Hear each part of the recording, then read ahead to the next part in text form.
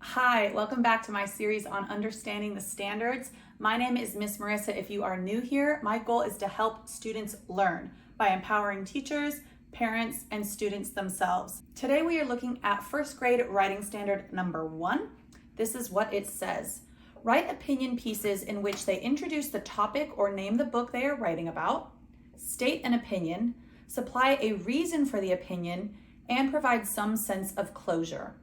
So what this standard is looking for beyond, of course, a written opinion piece is the basic makeup of a paragraph. We're starting to introduce paragraph formation to first graders. Now, nothing in this standard requires a certain length of writing, but it's kind of looking for the general formation of a paragraph, which includes an introduction, some information, and a conclusion or ending. So let's look a little bit deeper at this standard.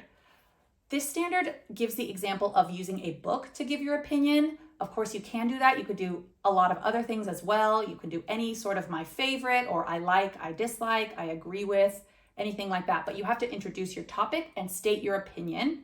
Then you have to give a reason, one reason why you feel that way. I like to teach my students to think of the word because. So I agree with because, or I like because. Finishing that sentence helps them to understand why they feel or think a certain way. And finally, this standard asks to provide some sense of closure. Now that's really vague, but really what the standard wants is to end in some way more than just stating your opinion. So a few ways to look at a sense of closure would be to use a feeling, a call to action, or a restatement. So let's just use the example of an opinion about a book. A restatement would be something like, that's why I love this book. A call to action would be, you can read this book too, or you should read this book, it's great. And a feeling would be, this book is awesome, or I loved this book, it's amazing, something like that. Now, the difference between the first grade standard and kindergarten standard are these. Everything in first grade must be written. There's no more dictation and drawing in the final product. Students also have to provide a reason to support their opinion, and finally, the closure.